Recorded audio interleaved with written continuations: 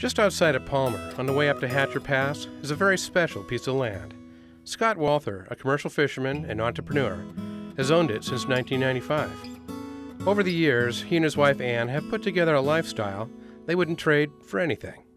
So when I was first out here, I talked to some of the old-timers that lives around here, and they talk about coming down here in one day, getting all the salmon that they needed for a whole winter. And they'd pickle it and can it and so forth. In one day, they'd harvest all the fish they needed.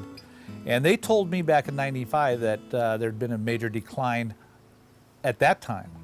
These streams used to be absolutely choked from Palmer to Sutton to Willow. And that's just not happening now. So Scott has decided to do something about that. But saving salmon wasn't part of his original plan.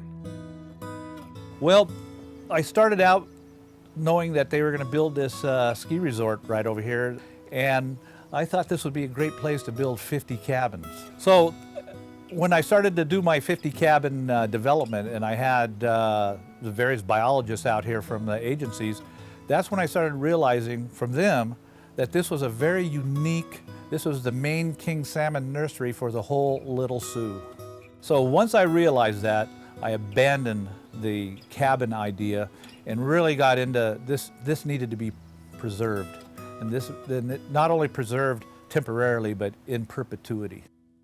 Although Scott had commercial fished for 30 years, he really didn't know much about ideal conditions for salmon spawning. But when he decided to preserve over 170 acres of his land, he got to be quite the expert. In fact, he became a kingmaker. This is a perfect environment for salmon. This area here has all these streams that are coming in. The ones behind me there's one here and one there. They go back up into spawning areas. The fish come into here, go up there, spawn. The eggs are up there until they hatch, and there's cobbled bottoms back up in here that are ideal for holding the eggs in place. After they hatch, they meander down here to this pool. They stay in this pool probably a couple of days before they start working their way back into these back channels that they'll spend the winter in. As a kingmaker, Scott has preserved a lot of his land, and he knows that it'll always be an excellent habitat for salmon. But from what he's learned in the last couple of years, he also knows how fragile the environment is. Back in the pioneer days here, people homesteaded on all the rivers. These homesteads and farms are now divided up into subdivisions, and the higher priced lots are closer to the water. Then you have a lot near the water, you cut all the trees down, and all of the trees are all buffer zones for protecting the habitat. And you get the bugs, the nutrients that come off of there. When you replace it with a lawn and put fertilizer on there, you basically cut out the food for all the invertebrates that the salmon fry would consume. No question, the biggest impact on salmon habitat is man. By filling in wetlands, taking out trees, or building docks, there are significant impacts on critical salmon habitat. When people come in and they own a piece of the Little Sioux or a back channel of it, and they decide that they're going to straighten it or adjust it, they don't really realize what they're doing.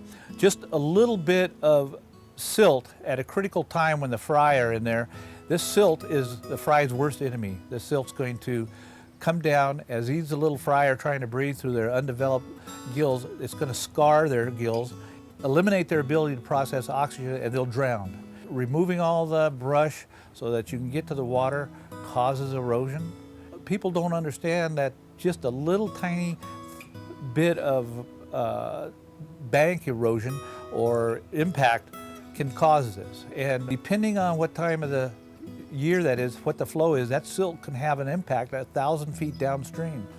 There's so many things that happen with just a tiny little bit of impact, and private landowners need to understand that. If you'd like to know more about how you can help preserve critical salmon habitat and become a kingmaker, contact the Salmon Project at 907-942-1198.